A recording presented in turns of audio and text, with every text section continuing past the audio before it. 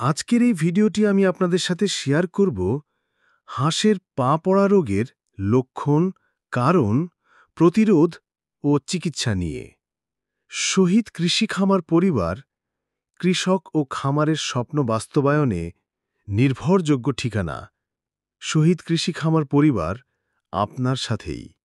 সম্মানিত দর্শক, কৃষক ও খামারি ভাই ও বোনেরা, আসসালামু আলাইকুম।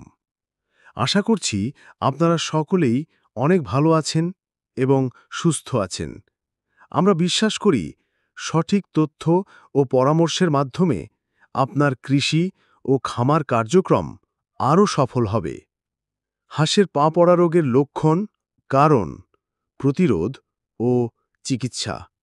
এই রোগ হলে হাঁসের পা দুর্বল হয়ে পড়ে, হাঁস সঠিকভাবে দাঁড়াতে বা হাঁটতে পারে না, যার ফলে উৎপাদন কমে যায়, এমনকি হাঁস মারা যাওয়ার ঝুঁকি থাকে।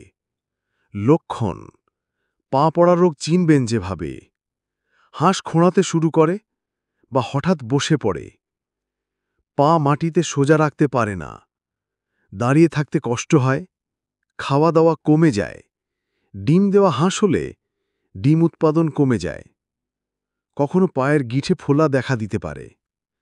রোগের কারণ: পা পড়া রোগ হওয়ার প্রধান কারণগুলো হল ভিটামিন ও মিনারেলের অভাব, বিশেষ করে vitamin B complex, vitamin D এবং ক্যালসিয়াম ফসফরাসের ঘাটতি, খাদ্য ব্যবস্থাপনায় সমস্যা, হাঁসের বয়স অনুযায়ী সঠিক খাদ্য না দেওয়া, নিম্নমানের খাবার, সংক্রমণ, ভাইরাস, ব্যাকটেরিয়া বা ছত্রাক, পরিবেশগত সমস্যা, ভেজা ও কাদামাটির জায়গা, অতিরিক্ত ঠান্ডা বা স্যাঁতস্যাঁতে পরিবেশ, অতিরিক্ত ওজন বা দ্রুত বাড়তি ওজন। ব্রয়লার জাতের হাঁসে এটি বেশি হয়। প্রতিরোধের উপায়: রোগ হওয়ার আগেই সঠিক যত্ন নিন। হাঁসের ঘর সবসময় শুকনো ও পরিষ্কার রাখুন। খাবারে প্রয়োজনীয় ভিটামিন, মিনারেল, ক্যালসিয়াম ও ফসফরাস নিশ্চিত করুন। ছোট বয়সে হাঁসকে পর্যাপ্ত রোদে ছাড়ুন যাতে ক্যালসিয়াম শোষণ ভালো হয়। নিয়মিত টিকা দিন এবং অসুস্থ হাঁসকে আলাদা রাখুন। পানির ট্যাঙ্ক বা পুকুর পরিষ্কার রাখুন। চিকিৎসা পদ্ধতি: যদি হাঁসের পা পড়া শুরু হয়, দ্রুত নিকটস্থ পশু চিকিৎসকের সঙ্গে যোগাযোগ করুন।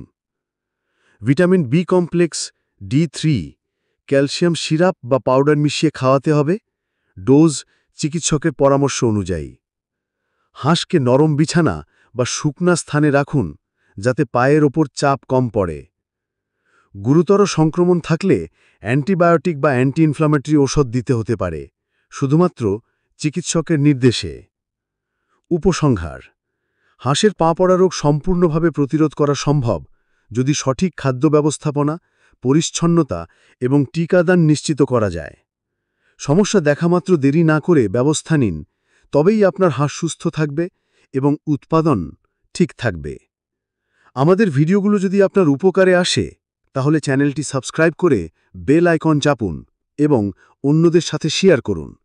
আপনাদের প্রতিটি সাপোর্ট আমাদের জন্য অনুপ্রেরণা। কৃষি ও হাঁস মুরগি পালনের আরও টিপস পেতে আমাদের সাথেই থাকুন।